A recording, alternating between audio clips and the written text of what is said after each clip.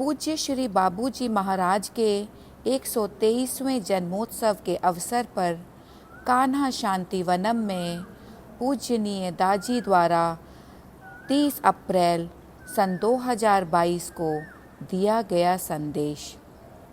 हृदय पूर्ण बोध। प्रिय मित्रों, ऐसा कहा जाता है कि शिवाजी महाराज के गुरु रामदास स्वामी ऐसे दिव्य तरीके से रामायण सुनाया करते थे कि स्वयं हनुमान जी उन्हें सुनने के लिए वहाँ रूप बदल कर उपस्थित रहते थे।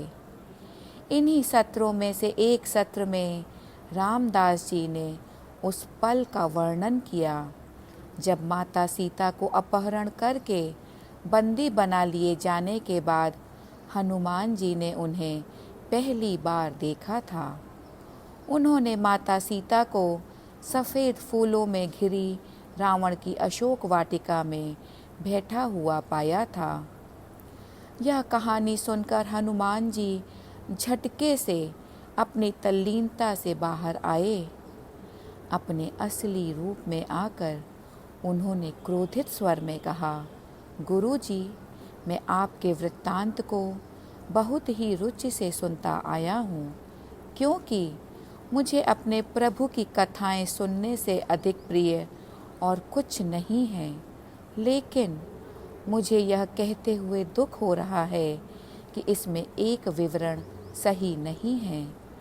जैसा कि आपने कहा, रावण की अशोक वाटिका के फूल सफ़ेद नहीं थे, बल्कि वे तो लाल थे। मैं इस बात को एक तथ्य के रूप में जानता हूँ, क्योंकि मैं वहाँ प्रत्यक्ष रूप से उपस्थित था और मैंने उन फूलों को अपनी आँखों से देखा था। रामदास जी के वृत्तांत की विशेषता यह थी कि उन्हें दिव्य दृष्टि प्रदान की गई थी। वे न सिर्फ रामायण का पाठ कर सकते थे, जैसा कि कई लोग करते हैं, वे भगवद गीता में संजय की तरह उस दृश्य को प्रत्यक्ष रूप से देख रहे थे और जो कुछ उन्होंने देखा उसका वर्णन कर रहे थे। इस तरह की अनुबोधक क्षमताओं सहित आने वाले दृढ़ विश्वास के साथ रामदास जी ने हनुमान जी को समझाया कि शायद वे इस विवरण को भूल गए होंगे, क्योंकि निश्चित रूप से वे फूल तो सफ़ेद ही थे। हनुमान जी ने घोषणा करते हुए कहा, तो फिर आइए इस समस्या को भगवान राम के समक्ष रखते हैं। और वे दोनों वहाँ से उड़कर चले गए। भगवान राम ने दोनों पक्ष के मत सुनने के बाद कहा, मुझे क्षमा कर दें, क्योंकि मैं आपके इस विवाद को सुलझाने में असमर्थ हैं। आपको तो मालूम है कि उस समय मैं वहाँ पर उपस्थित नहीं था। भगवान राम से विदा लेकर हनुमान जी ने कहा, आइए अब माता सीता के पास चलते हैं। वे ही निश्चित रूप से बता पाएंगी कि फूल लाल रंग के थे या नहीं। उन्होंने माता सीता को अपनी समस्या बताई और वे बोली, रामदास जी सत्य कह रहे हैं, वहाँ के फूल पूर्णतः सफ़ेद थे, वे बिल्कुल भी लाल नहीं थे। हनुमान जी आश्चर्य में पड़ गए, यह कैसे संभव है? मैंने अपने आँखों से देखा कि वे फूल लाल थे। हाँ, तुमने उन्हें लाल रंग का देखा था। यह कहते हुए माता सीता ने समझाया, क्योंकि उस समय रावण की कैद में मुझे बंदी के रूप में देखकर तुम्हारी आँखें गुस्से से लाल थीं, इसलिए तुम्हें सफ़ेद फूल लाल रंग के दिखाई दिए। हनुमान जी इतने क्रोधित थे कि उनके भावावेश ने उनकी दृष्टि को भ्रमित कर दिया था, इसलिए उन्हें सफ़ेद फूल भी लाल दिखाई दिए। कुछ पल के लिए वे माया भ्रम की स्थिति में चले गए थे और इसलिए उन्होंने वास्तविक को अवास्तविक समझा और अवास्तविक को वास्तविक। यह गलत सोच के कारण पैदा हुई गलत समझ की स्थिति थी। उसी तरह से कल्पना करें कि एक भयभीत यात्री रात में अकेला चल रहा है। वह एक छोटे से जुगनू को अंधेरे में चलते देखकर उसे भूत समझ बैठता है। उसके बाद वह रस्सी देखकर उसे सांप समझने की गलती करता है। दूसरा इंसान देर रात को अपनी बॉस से फ़ोन पर बात करता है कि उसकी पत्नी इसका यह निष्कर्ष निकालती है कि वह उससे बेवफाई कर रहा है। सभी मामलों में परिस्थितियों की वास्तविकता को नहीं देखा गया है, क्योंकि उस सच्चाई को गलत सोच के चश्मे से समझा गया। ये सभी परिदृश्य अज्ञात बातों से शुरू होते हैं। प्रकाश का स्रोत मालूम न होना, रस्सी की पहचान न कर पाना, फ़ोन पर बात करने वाले इंसान के बारे में अनजान होना। हर पल हम अज्ञात बातों का सामना करते हैं, लेकिन इससे माया या भ्रम पैदा नहीं होनी चाहिए। जिस वजह से हम वास्तविक को वास्तविक रूप में नहीं देख पाते, इस गलत सोच और गलत समझ का कारण हमारा आंतरिक बोझ है, जिसे हम ढोते रहते हैं, यानी हमारे संस्कार। बाबूजी महाराज ने इस माया के कारण को पहचान लिया था। संस्कार भावनात्मक रूप से प्रभावपूर्ण अनुभवों की छापें हैं जो हमारी चेतना में गहराई से घर कर जाती हैं और हमारे अवचेतन मन में बनी रहती हैं। ये हमारे जीवन पर गुप्त रूप से प्रभाव डालती हैं और अपने अतीत के अनुभवों की दृष्टि से हमें वर्तमान वास्तविकता को देखने देती हैं। हमारी पुरानी भावनाएं और विचार पैटर्न यानी ढर्रा हमारी वर्तमान वास्तविकता पर आरोपित हो जाते हैं, जो कि आखिरकार पक्षपातपूर्ण हो जाती हैं। घटनाओं को अब हम कैसे समझते हैं, इस बात को भावनात्मक यादों का यह भंडार निर्धारित करता है। यह ऐसा ही है मानो हम संसार को रंगीन चश्मे से देख रहे हों। मुझे द विज़ार्ड ऑफ ओज़ वाली कहानी याद आ रही है, जिसमें ओज़ शहर की हर चीज़ पन्ने जैसे हरे रंग की मानी जाती थी, लेकिन वह बात सिर्फ एक भ्रम थी। ओज़ शहर बाकी शहरों जैसा ही था।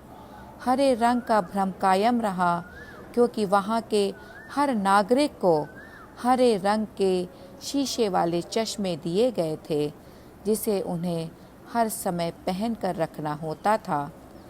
चश्मे के रंगीन शीशे ने वहाँ के नागरिकों को इस गलत फहमी में रखा कि वह शहर हरे रंग का था। वह तो एक काल्पनिक कहानी थी, लेकिन हमारे वास्तविक जीवन की दृष्टि भी उसी तरह से विकृत हो गई है। हम अपने जीवन के जिन पूर्वाग्रहों का अनुभव करते हैं, वे इससे भी बुरे हैं, क्योंकि उस शहर के निवासी जिनकी दृष्टि एक चश्मे से धुंधली हो गई थी, उसके विपरीत हमारे पास अपने बोध को धुंधला करने वाली कई परतें हैं। चश्मे को तो आसानी से हटाया जा सकता है, लेकिन हमारी आवरण रूपी परतें इतनी गहराई में दबी होती हैं कि हमारी आत्मा इन्हें अपनी चेतना के साथ एक से दूसरे जीवन में ले जाती हैं।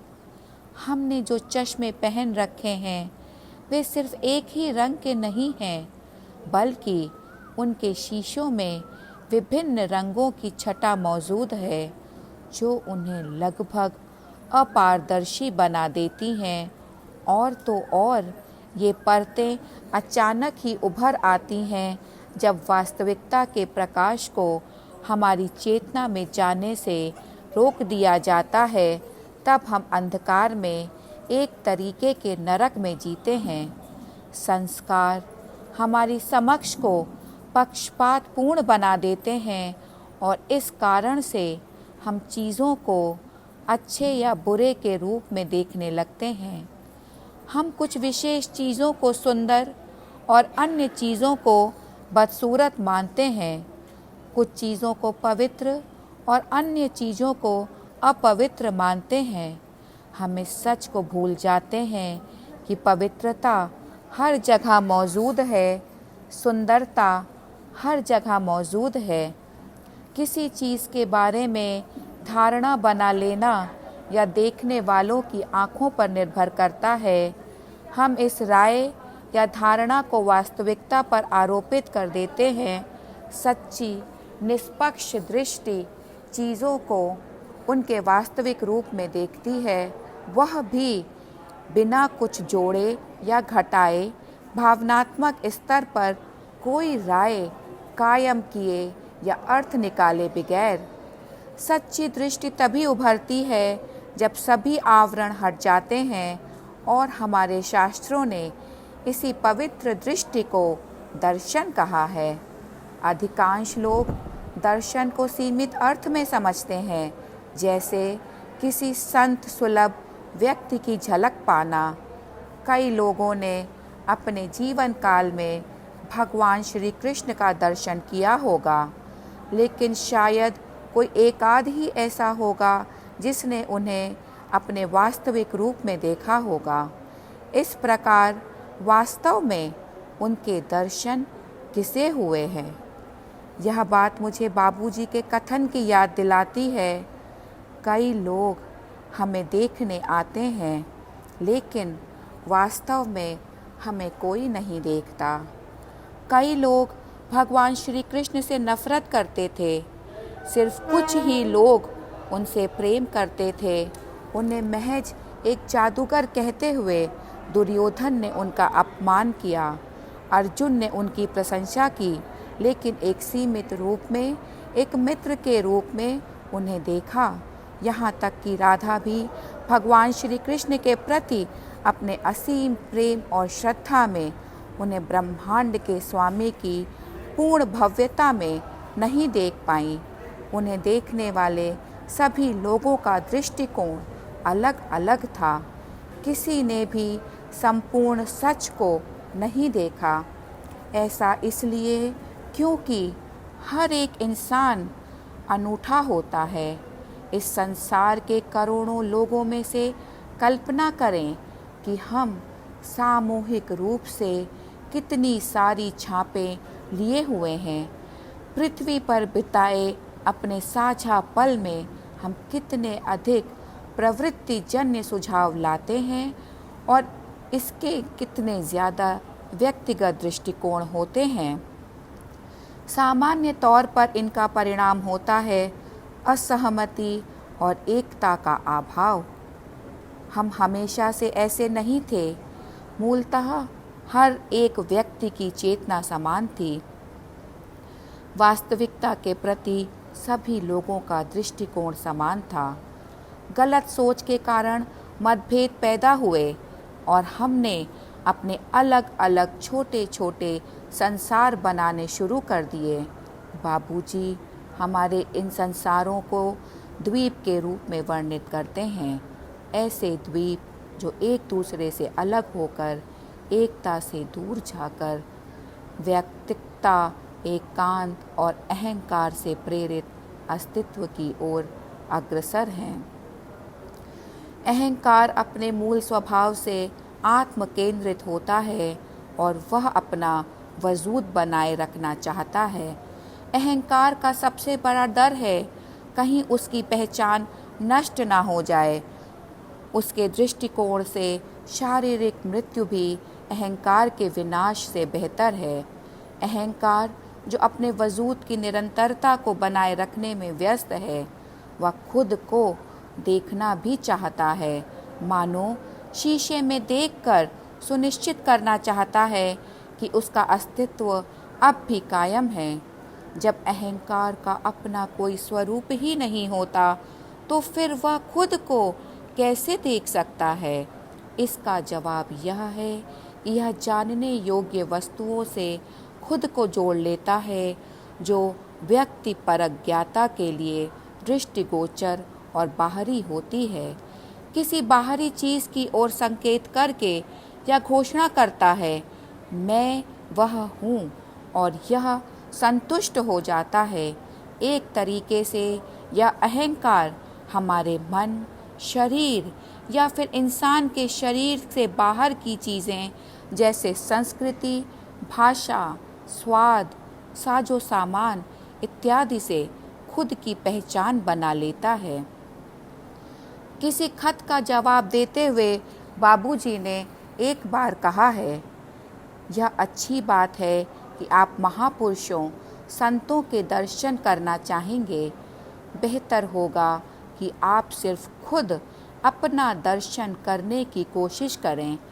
अपनी आत्मा का दर्शन करने के लिए इंसान को अहंकार से बनाई गई उन गलत पहचानों को छोड़ना होगा, लेकिन अहंकार अपनी गलत पहचानों से बहुत अधिक आसक्त रहता है। जब तक गलत पहचानों पर आँच आती है तब यह आक्रामक रूप से बरस पड़ता है।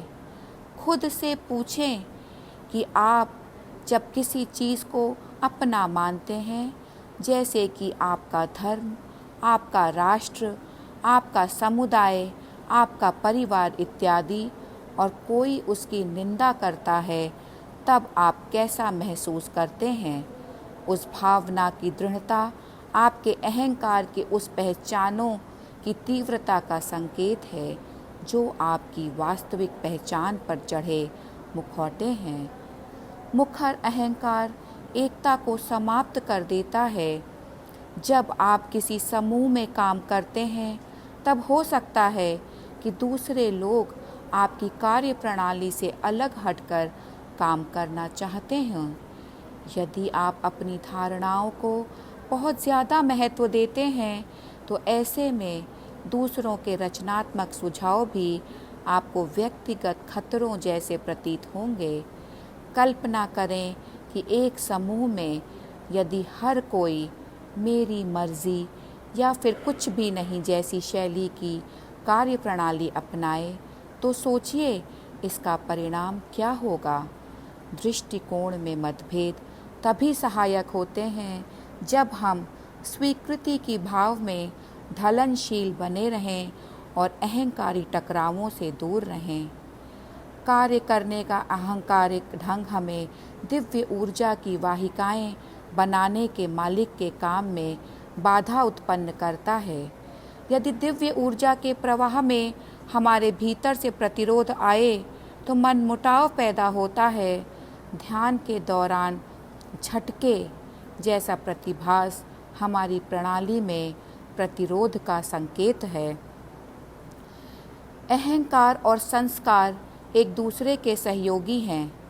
संस्कार तभी बनते हैं जब हम भावनात्मक रूप से प्रतिक्रिया देते हैं।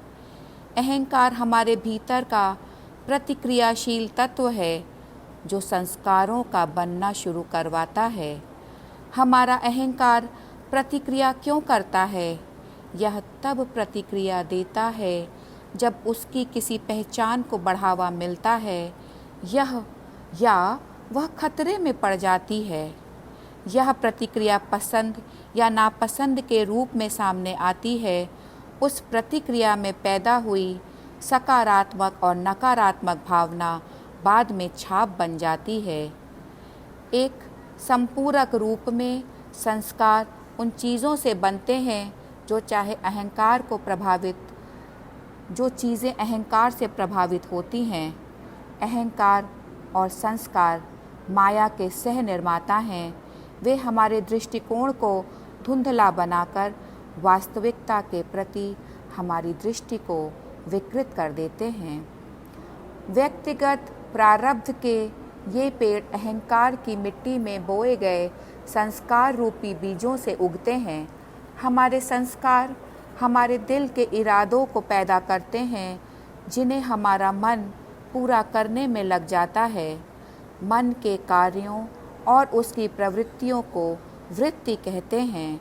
बदले में हमारी वृत्तियाँ हमारी प्रवृत्तियों को प्रेरित करती हैं। वृत्ति और प्रवृत्ति दोनों मिलकर सत्व, रजस और तमस जैसे 3 गुणों की विशेषताओं के साथ हमारी प्रकृति स्वभाव को प्रभावित करती हैं। हमारे स्वभाव के गुणों के अनुसार हम कुछ ना कुछ विशेष कार्यों को दोहराते ही रहते हैं। एक इंसान जो खाने पीने का शौकीन है वह बार बार रेस्टोरेंट जाता है।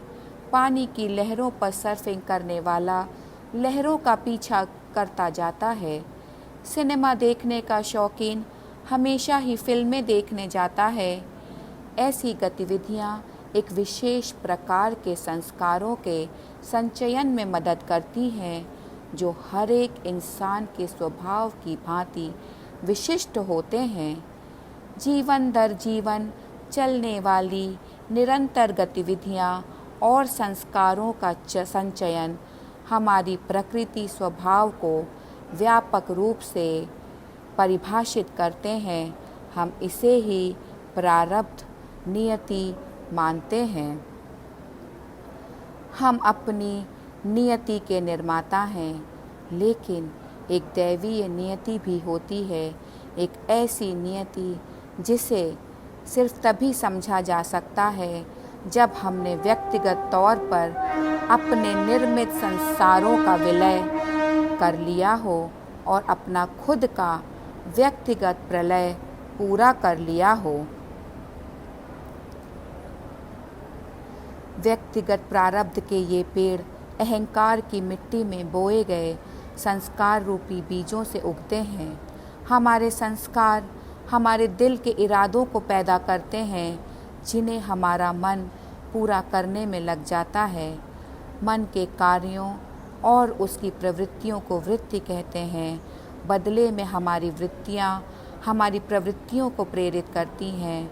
वृत्ति और प्रवृत्ति दोनों मिलकर सत्व, रजस और तमस जैसे 3 गुणों की विशेषताओं के साथ हमारी प्रकृति स्वभाव को प्रभावित करती हैं। इसी उद्देश्य से महान ऋषि पतंजलि ने योग का पथ प्रस्तुत किया था, जिससे कि हम अपनी वृत्तियों को हटा सकते हैं जो अन्यथा अपने आप ही हमारे प्रारब्ध का निर्माण करेंगी और हमें माया के भंवर में घुमाती रहेंगी। इसी समान उद्देश्य से पूज्य बाबूजी ने उन संस्कारों को हटाने के तरीके सुझाए थे जो हमारी वृत्तियों को कायम रखते हैं। चित्त वृत्ति निरोध एक अर्थ में योग की अवस्था है। अपनी वृत्तियों को बढ़ावा देना हमारी मदद कभी नहीं करेगा, इसीलिए यह अयोग्य होता है, ना कि योग्य। दुर्भाग्य से अहंकार की प्रवृत्ति अपनी रचना का बचाव करने की और वृत्ति, प्रवृत्ति, प्रकृति व प्रारब्ध से अपनी पहचान बनाने की है। इसमें बदलाव लाना मुश्किल हो जाता है। परम प्रियचारी जी कहा करते थे कि एक मूर्ख गलतियां करने के बाद ही उन्हें पहचान पाता है। यदि वह ऐसा करे तो एक बुद्धिमान इंसान अपनी गलतियों को उन्हें करते वक्त पहचान लेता है और एक समझदार इंसान घटना घटित होने के पहले ही अपनी गलतियों को पहचान जाता है और उन्हें टाल देता है। ऐसे किसी इंसान को कैसे श्रेणीबद्ध किया जाए जो अपनी गलतियों को देखता तो है, लेकिन वह इस बात पर अड़ा रहता है कि उसके कार्य सही हैं। ऐसा इंसान कैसे रूपांतरित हो सकता है? एक इंसान अपने व्यक्तिगत प्रलय को कैसे ला सकता है, जबकि वह अपनी रचना का निर्माण करने में इतना व्यस्त हो? यह तांबे का सोने में परिवर्तित होने जैसा है। क्या कभी ऐसा होकर रहेगा? यह कथन शायद इस बात को समझाता है कि हम खुद को बदलने में बुरी तरह असफल क्यों हो जाते हैं। यह इस बात को भी समझाता है कि 23 वृत्तों वाले बाबूजी के दर्शाए चित्र में अहंकार के वृत्त माया के वृत्तों को बल क्यों देते हैं। सहज मार्ग हमें एक ऐसी जीवन शैली पर महारत हासिल करने के लिए आंतरिक प्रशिक्षण प्रदान करता है, जो हमें संस्कार बनाए बगैर नेक काम करने देती है। संस्कार के बोझ को हटाना आसान है। हमारी शाम की सफाई के दौरान दिन भर के एकत्रित संस्कार निकाले जाते हैं। इसी जन्म के पिछले संस्कारों की सफाई व्यक्तिगत सिटिंग के माध्यम से प्रशिक्षक करते हैं। भंडारों के दौरान, सामूहिक सत्संगों के दौरान, मालिक की भौतिक उपस्थिति में, और यदि अभ्यासी समर्पित हो एवं लयावस्था तक पहुंच जाए तो किसी भी समय पर पिछले जन्मों के संस्कार निकाले जाते हैं। संस्कारों के बनने को रोकना एक तरह से चुनौती ही है। इस संसार में जीवन जीते हुए छापे बनाने से बचना, कोयले की खदान में कोयले के चूने से बचने या बरसाती तूफान में भीगने से बचने जैसा है। हम बरसात से नहीं बच सकते, लेकिन हम रेनकोट पहनकर खुद को भीगने से बचा सकते हैं। हमारे दिल और दिमाग के लिए यह रेनकोट क्या हो सकता है, जिससे कि हम भावनात्मक अशांति के दौरान भी अप्रभावित बने रहें। यह सतत स्मरण का सुरक्षा कवच ही है, जो ईश्वर के प्रति प्रेम से सराबोर है। सतत स्मरण एक तरह का निवारक है। हमारी चेतना को मिलन करने के पहले ही यह छापों को हटा देता है। विनम्रता से सुरक्षात्मक चंदोवे में सतत स्मरण अहंकार को परिशुद्ध करके हमें मतभेद के प्रभावों से बचा लेता है, ताकि हमारा दिव्य गंतव्य स्पष्ट रूप से हमारी आँखों के सामने बना रहे। जब हमारी दृष्टि पूर्ण हृदय से हमारे रचयिता के प्रेम में सराबोर रहती है, तब सांसारिक काम और भ्रामक बातें भी दैवीय एवं असाधारण बन जाती हैं। यदि ईश्वर दिव्य है तो उसकी रचना भी दैवीय होगी, क्योंकि अब स्रोत और परिणाम दोनों एक ही हैं। फिर सब कुछ दैवीय हो जाता है। प्रेम और आदर सहित कमलेश डी पटेल, पूज्य श्री बाबूजी महाराज के 123वें जन्मोत्सव के अवसर पर दिया गया संदेश 29-30 अप्रैल और 1 मई 2022। धन्यवाद।